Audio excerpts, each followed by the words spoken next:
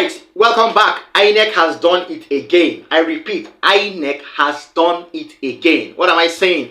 INEC has scattered the whole Nigeria. In fact, the whole judiciary is running helter-skelter. Everybody is looking for where INEC is because INEC needs to be arrested.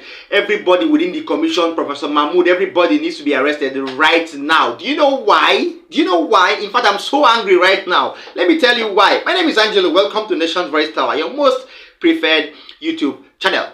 Now, I said INEC has done it again. What am I saying? Did you know that today, the 3rd day of July 2023, was slated for INEC to open their case for the defense at the Presidential Elections Petitions Court? Now, let me shock you. The court section did not hold. Very annoying situation. The court section did not hold. Now, do you know why it did not hold? Not because there were no judges, not because the judges came, the parties involved came, everybody in court came, all right? Even the INEC came themselves. But did you know what happened and the court session did not hold? Okay, let me tell you the full details. The Independent National Electoral Commission, INEC, the almighty umpire, failed to produce any witnesses, claiming that their witnesses disappointed them. How can your witnesses disappoint you on court hearing day? Was the court hearing day announced today or last night? Why? Can you see? So INEC has scattered the whole Nigeria. So there was no court session. That should be like a waste of fuel for the two parties involved, for the judges, everybody that came to court. You wasted people's time coming to tell us that your witnesses did not turn up for personal reasons, according to Barrister A.B. Mahmood, the counsel to INEC. However, we will see what has to be done because the whole court, the tribunal, the Labour Party council, the PDP and its council are very angry right now. Even Barrister Levi Uzuku is so angry right now at INEC. What sort of a glitch is this? Okay, during the elections, we accept there was a glitch. What of this time around, is there still a glitch? Okay, INEC and glitches. The commission that has lots of glitches. Yes, let us thank the commission of glitches. That's what we can call INEC now. Because every little thing, there is a glitch. Every little thing, there is a glitch. And you fail to even explain that glitch, the real reason behind the glitch to Nigerians. Why? And it's our right to know that or what caused these glitches.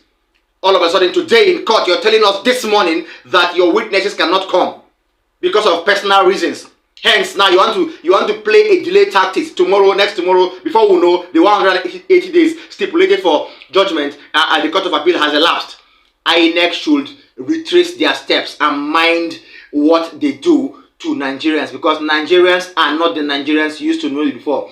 Nigerians now are moving for a revolution and something else if INEC don't do the needful. So INEC, be warned.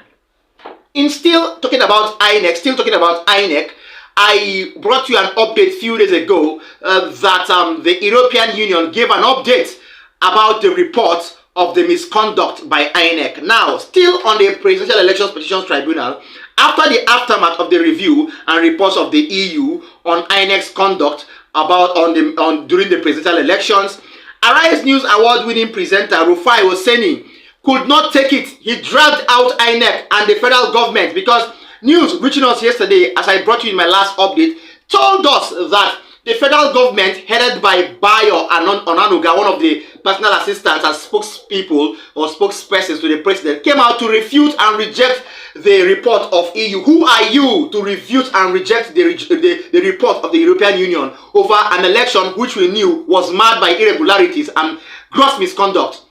Now, as a result of this, Oseni Rufai could not take it anymore. You know him very well. He's always outspoken and always truthful, dogged and humble. He came out to drag out INEC and ask them the reason why they will reject the report from the EU. Who is Bayo Onanuga and who is the federal government to reject the report of the EU? Do you understand what I'm trying to say? The European Union of all people. I think Nigeria is trying to touch the tail of the lion here. But without wasting much of your time, I would allow you watch Arise News presenter and analyst Oseni Rufai, where he said the truth about everything that was said about the election period, and how angry he was over the federal government's rejection of the report of the European Union. Stay tuned. More details when we come back. Humor. Pure humor. You rebuff a report, but you don't have empirical analysis to point out the holes in the report. And you didn't rebuff it. You said it was a badly done job. No, the EU report was a well-done job. Kudos to the EU for empirically analyzing what happened in the elections and putting a report out there. A lot of Nigerians want to forget the trauma of the last elections. An election that promised so much but delivered so little. Is it the same elections that people were divided in Lagos? That town criers were coming out to tell people not to come vote? Is that same elections where people were beaten, blue, black, were hurt, and there was rancor everywhere? That our journalists, Okpe, where are you? Okpe was beaten and punched in the face for going to cover an election? Is this same election that somebody is trying to defend? This same election that we saw what happened in Obiakpo, we became a butt of jokes by the international community. This same election that on the 1st of March, Financial Times wrote Nigeria's flawed elections. Same elections that people didn't want to come. And these same elections that INEC has not been able to tell us what kind of technical glitch happened. If a glitch happens, there's going to be a technical analysis report of the nature of glitch.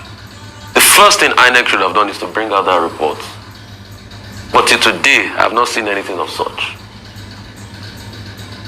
These same elections, and they were hurts, killings, beatings. This same election that was that lady's only offense that was gouged in the eyes. Jennifer, if my memory serves me right. Because she went out to vote, but she said nothing was going to stop me, I was going to vote. These same elections where INEC reneged on its promises. And the defense now is that, they didn't say we're going to... Did you see Mr. Festus Okoye? When our colleague asked him, what kind of technical glitch, he couldn't answer. I said the case is in court. We'll see what when the defense opens to. You heard it there. You've heard it all from Oseni Rufai. So the truth is, INEC is playing a hanky-panky game. These things are glaring. These things are glaring. While security operatives, those involved, leaving INEC to move around, the commission's national officers and even the chairman of the commission moving freely. These people have indulged in gross misconduct and they are still doing it. And Nigerians, or security operatives rather, and those involved are leaving the INEC to walk lackadaisically and freely on the streets of Nigeria. Well, we'll see what happens. All of us are waiting with hope on the verdict to be passed on by the Court of Appeal. So we'll move on to the Supreme Court. So that is that. Still on the issue of glitches and hitches claimed by INEC. Today was supposed to be the day that they were supposed to stage their defense in the Court of Appeal. Their defense begins today. Before that, one of the commissioners of INEC, national commissioners, Barrister Festus Okoye, came on air to say all sort of stuff or all sort of things referring to trying to uphold and advocate every reason why INEC should be applauded or congratulated for having a free and fair elections. Let me tell you the updates. Because today in court was supposed to be a day where the counsel to Asiwaju Bola Ahmed Tinubu and Kasim Shettima, and then the counsel to INEC, and then the counsel to APC had to begin their defense, as I said before. But this is not so, as I have told you. Barrister Festus Okoye, INEC Committee Chairman on Information and Voter Accreditation System and Voter Education too, has this to say before the court session because he was so furious about the report of the EU. Who is Barrister Okoye to be so angry about the reports of the EU, as if the commission did something noteworthy during the elections? So he has thrown his weight around and he has come to talk about what the commission did and what the commission did not do. Of course, you know him. He has only been the commissioner coming from the commission to speak. He's the only brave national officer to come out from INEC to speak. All the while, we've not seen Professor Mahmoud, we've not seen any other person, any other officer from the commission, rather Festus Okoye has been the scapegoat. Let us hear him once more and hear what he has to say. If you hear what he has to say, I guess you will carry the whole Nigerian police force and the Nigerian army to arrest this man. Stay tuned. To judge the entire performance of the commission on the basis of glitch in result upload for the presidential election. You heard the European mission say, the European Observation Mission, say that there were substantial and significant and fundamental improvements in the conduct of the governorship and state assembly elections. That is a positive sign. Nobody has also faulted the conduct of the senatorial and House of Representatives elections. That is, for me, is also a positive sign. Now, but we must also recognize the fact that the law itself has also given the political parties the opportunity to know what goes on at each polling unit. Almost all the political parties, or at least 5 of the political parties, nominated and got accredited over 170,000 polling agents. So what that means is that they had primary evidence of the results from the polling units. So and it cannot be correct for a political party to rely only on result upload in order to get the evidence with which he wants to prosecute his case in court. But as I say, we have cases in court, petitions are already in court. Let the court make a determination of whether the commission did well or the commission did not do well. As far as we are concerned, we are going to present our report, we are going to make our submissions to the court. We are going to present what we know and what we did during the elections to the Presidential Election Petition Tribunal and all the other election petition tribunals, and then they will make a determination on going forward. But as far as the commission is concerned, there were so many positives to this election.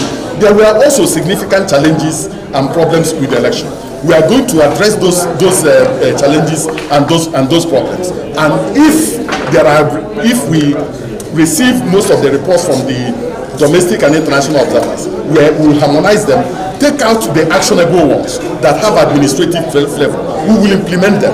If there are still challenges with the Electoral Act 2022 and the constitutional framework, we will also join Nigerians and go before the National Assembly to get both the constitutional and legal framework amended. But let me say this, that as Nigerians, we must have faith in our democratic institutions, we must have faith in our democracy, and we must continue to work on our democracy, because the electoral process and democracy will keep on improving. There is no country in the world that can say it has a perfect democracy. No.